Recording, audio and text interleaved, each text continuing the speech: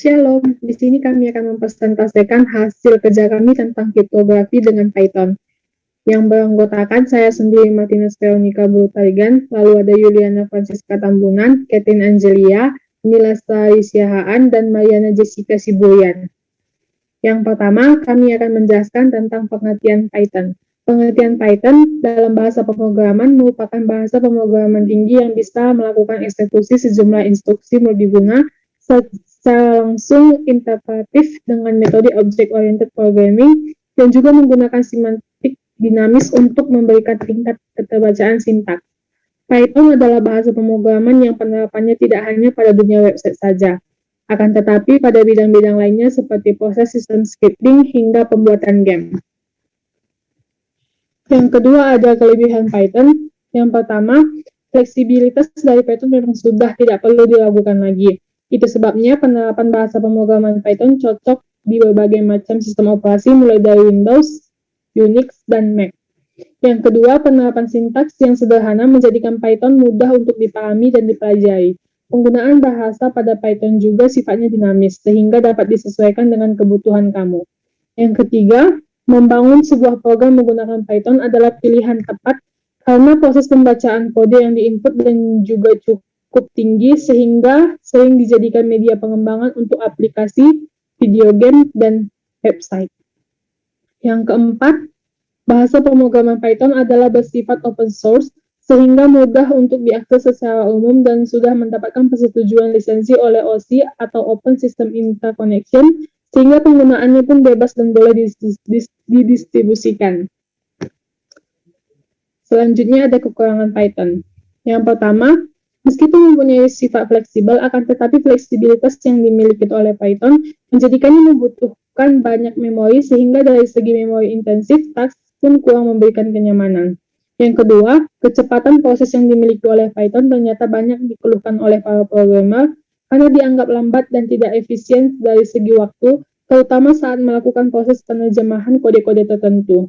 Yang ketiga, dalam penerapannya di pengembangan mobile apps, Python justru kurang populer dan tidak banyak programmer yang ahli dalam penggunaan bahasa pemrograman ini, sehingga cukup sulit ketika kamu sedang mengerjakan proyek mobile apps development dan membutuhkan tenaga ahli yang benar-benar menguasai Python. Yang keempat, penggunaan sintaks-sintaks yang sederhana diakibatkan oleh keterbatasan Python bagi para programmer saat akan memasukkan rangkaian kode, sehingga salah satu keterbatasan Python benar-benar terasa di bagian ini dan sebisa mungkin menampilkan tampilan kode yang singkat.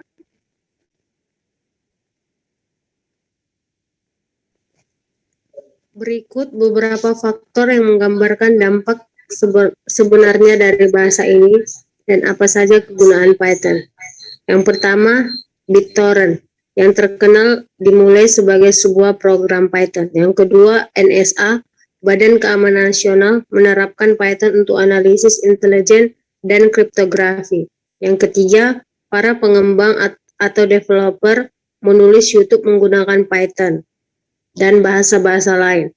Google juga tidak asing dengan Python. Perusahaan ini mendasarkan sistem pencarian webnya yang terkenal itu pada bahasa Python.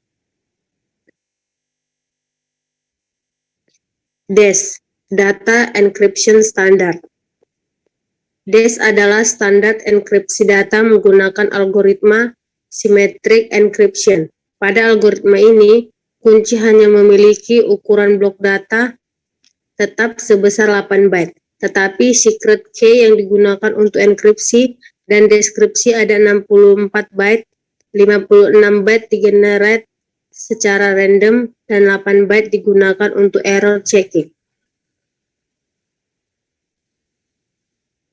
Mari kita masuk ke dalam kode. Untuk cara enkripsi DES menggunakan Python cukup seperti ini. Kita bisa lihat pada gambar berikut. Dan pada gambar di bawah, nilai pada data akan terenkripsi menjadi seperti gambar berikut itu.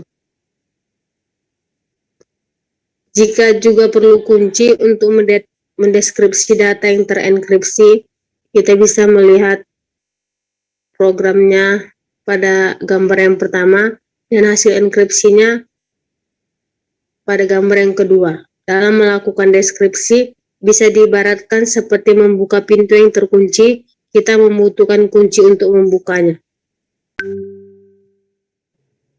AES atau Advanced Encryption Standard adalah algoritma simetrik key yang melakukan operasi yang sama setiap kali.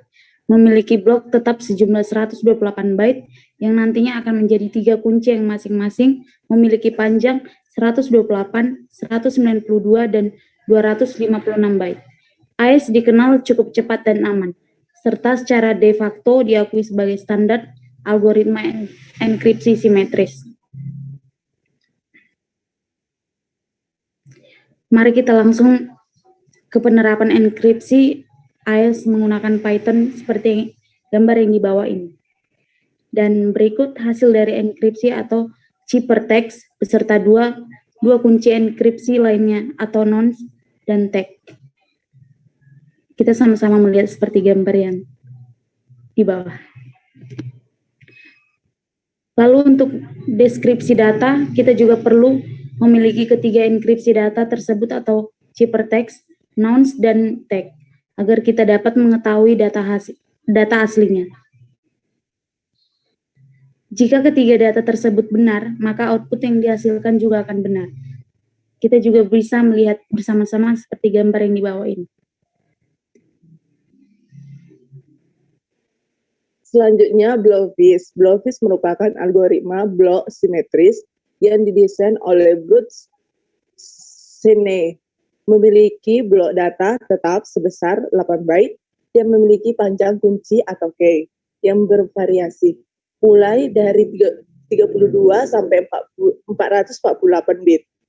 Blowfish dipercaya sangat cepat dan aman.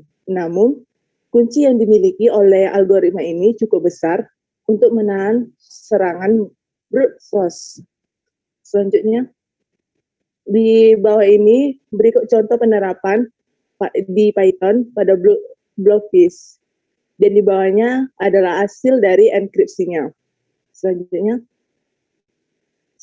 RSA atau Reverse Shamir Edelman merupakan algoritma untuk genre public key paling populer di dunia. Algoritma ini telah bertahan dari serangan lama lebih dari 30 tahun dan oleh karena itu dia sanggup cukup aman untuk standar sistem keamanan data. Contoh RSA ini ada di bawah. Pada kode di atas akan terdapat dua data yang di genre. Yang pertama private key serta public key. Private key adalah data yang nantinya akan dikirim, sedangkan public key adalah data yang digunakan untuk verifikasi. Dan selanjutnya, untuk mendeskripsi private key, sama seperti algoritma lainnya. Kita juga perlu kunci untuk membukanya, bedanya kalau yang tadi export key, kalau yang ini import key.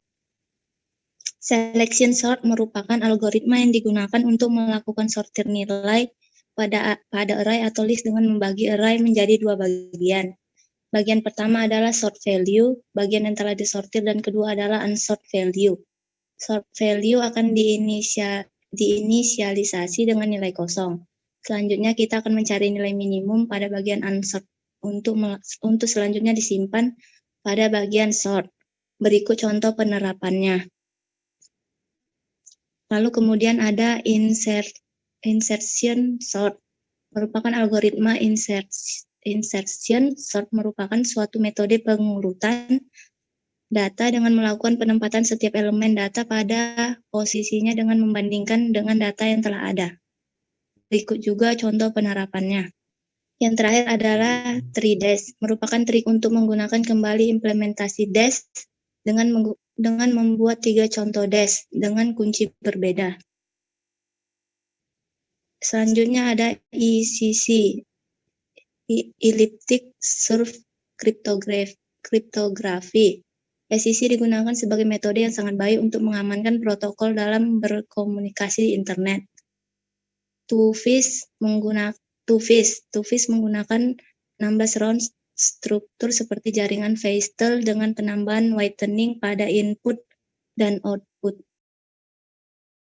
Di sini kita akan membuat program untuk melakukan enkripsi menggunakan metode Secure Hash Algorithm 256.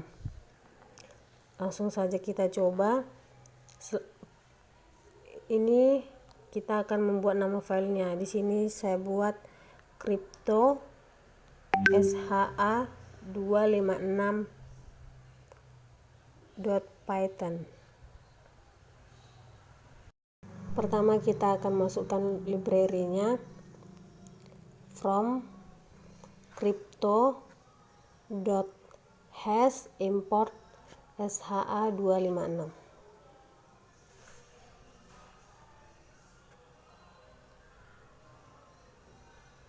Lalu kita enkripsi, kemudian masukkan datanya yang mau dienkripsi. Contohnya di sini B, karena kita mau masukkan sebuah binary. Ini adalah sebuah string, data ini akan dienkripsi. Lalu di sini kita pakai variabel hasher sha256.new. Ini dia datanya kosong.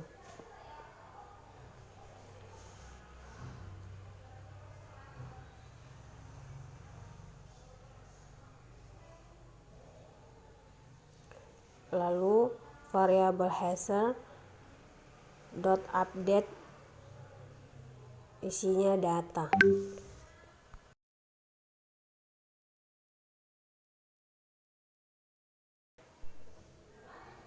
Kemudian kita result, lalu tinggal kita cetak.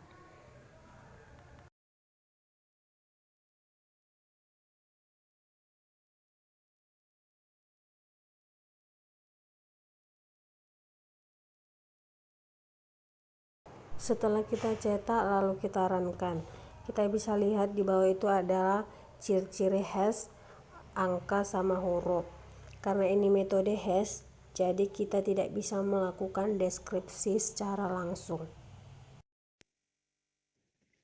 Sekian presentasi dari kelompok kami, semoga bermanfaat. Terima kasih.